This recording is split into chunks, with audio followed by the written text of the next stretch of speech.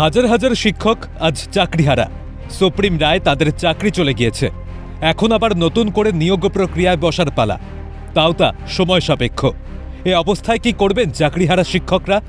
আইনি কিছু জটিলতা তাদের মনে দানা বাঁধছিল। হাজার সংশয়ের মধ্যে কিছুটা সংশয় স্পষ্ট করতে বিকাশ রঞ্জন ভট্টাচার্যের বাড়িতে যান চাকরিহারা শিক্ষকদের একাংশ এবং সংগ্রামী যৌথ মঞ্চের প্রতিনিধিরা। বোঝানো হয়েছিল যে ওরা কাজ ফিরে পেতে পারে। ওরা জানতে এসেছিলেন যে আইনত ওদের কাজ ফিরে পাওয়ার সম্ভাবনা আছে কিনা। সেটাই পরিষ্কার করে বলে দিলাম যে সুপ্রিম কোর্টের রায় হওয়ার পর ওদের আর পুরনো কাজ ফিরে পাওয়ার কোনো রাস্তা নেই।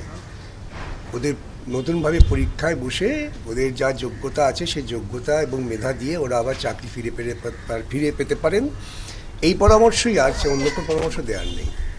কিভাবে আইনি পথে যাওয়া যেতে পারে বা আমরা সঠিক পথে আছি কিনা সেই রাস্তাটা উনি দেখিয়েছেন এবং আমরা আমাদের পরবর্তী পদক্ষেপ কী হতে পারে তার একটা পরিষ্কার একটা মানচিত্র আমরা এখান থেকে তুলে ধরতে পারবো। অপরদিকে 18 দিন বিকাশ ভবনের সামনে তাদের আন্দোলন চলছে। হাইকোর্ট নির্দেশ দিয়েছে আন্দোলন সেন্ট্রাল পার্কে সরানোর। তবে রাজ্য সরকারের দিকে রয়েছে চাকরিহারাদের হুঁশিয়ারি। স্পষ্ট তারা জানিয়েছেন, যতদিন না রাজ্য সরকার যথোপযুক্ত ব্যবস্থা নেবে ততদিন আন্দোলন চলবে বিকাশ ভবনের সামনেই।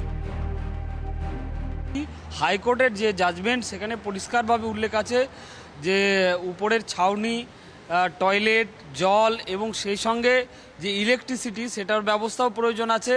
এইগুলো যতক্ষণ না তারা ব্যবস্থা করছে, কমপ্লিট করছে, ততক্ষণ পর্যন্ত আমরা এখানে আমাদের অবস্থান চালাবো। অনেক চাকরিহারা শিক্ষক শিক্ষিকা সেখানে আসেন সন্তান নিয়ে। হাইকোর্টের বেঁধে দেওয়া একসঙ্গে 200 জনের আন্দোলনে 200 সংখ্যাও নয় কম। তাই স্বাস্থ্যকর এবং সুষ্ঠু জায়গা চায় তারা, জানালেন চাকরিহারা শিক্ষকরা। তাদেরকে একটা স্বাস্থ্যকর পরিবেশের কথা বলা হয়েছে, মানে একটা স্থানের কথা বলা হয়েছে। তো আমরা অবশ্যই চাইবো যে স্থানটি তারা যেখানে ম্যাডামরা আসবেন, ছোট ছোট সন্তানরা বাচ্চাদেরকে নিয়ে আসেন, সেখানে থাকবার জন্য উপযুক্ত হয়।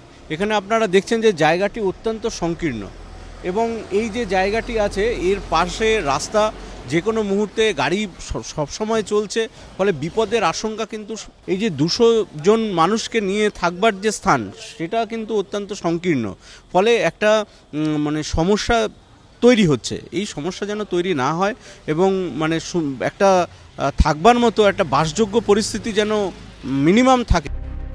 এখন দেখার কত দ্রুত চাকরিহারা শিক্ষকরা তাদের ইচ্ছে অনুযায়ী ব্যবস্থাপনা পান। চাকরিহারাদের হুঁশিয়ারিকে কিভাবেই বা নেয় সরকার, নজর সেদিকেও। ক্যামেরায় শুভময় দাস, জনি মণ্ডল ও সোনাই ঘোষের সঙ্গে সায়ন্তন ভট্টাচার্য, অভিরূপা সাহা, সৌভিক গিরির রিপোর্ট, ক্যালকাটা নিউজ।